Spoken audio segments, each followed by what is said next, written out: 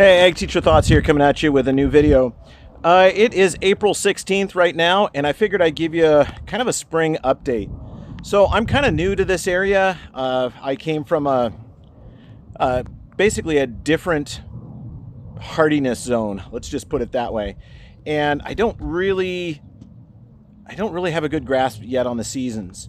The other thing is where I'm at, they rate the top of the hill and the bottom of the hill are different hardiness zones. So I think top of the hill here, their forecast is for 23 degrees and snow on Tuesday, which is a couple days from now.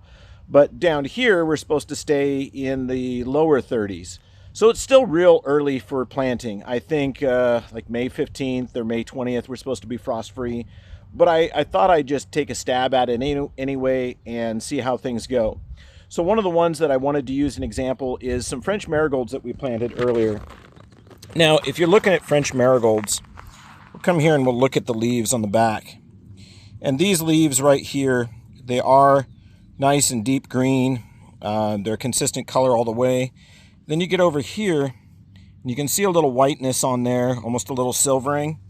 And when you move to the front of the plant in here, there's a die-off on the tips of the leaves. So with that, what that is that's actually frost damage. This morning it looked a little silvery. Now it's actually fully dyed as far as the leaves. So that's what we're looking at, is just a little bit of frost damage. And that's the same with all of these that I planted. This one's a little bit more, and I knew it was kind of a shot in the dark of whether or not it would get frost damage or not. So kind of moral of the story is definitely wait till you're frost free. I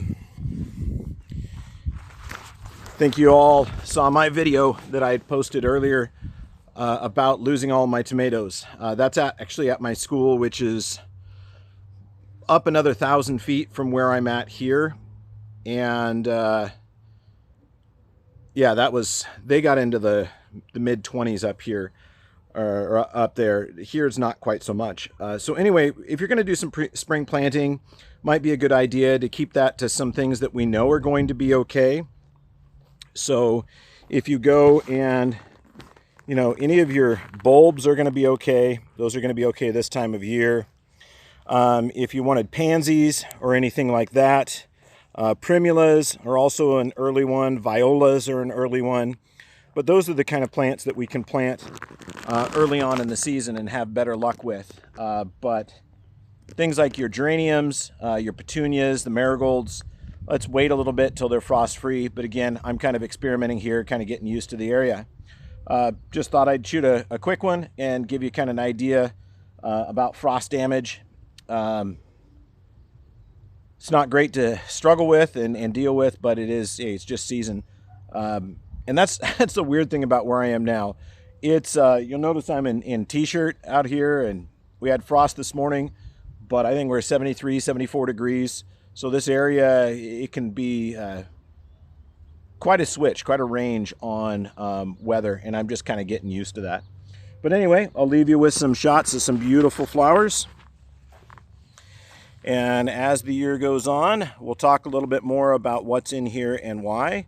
And kind of like maybe this fall we'll talk about like this planting here. This is a timed planting. Crocus are first, daffodils are second, tulips are third, and then we've got some other plants down there, some types of snowdrops that were fourth. But we can talk later about timing your plantings. Anyway, this has been Ag Teacher Thoughts. Out.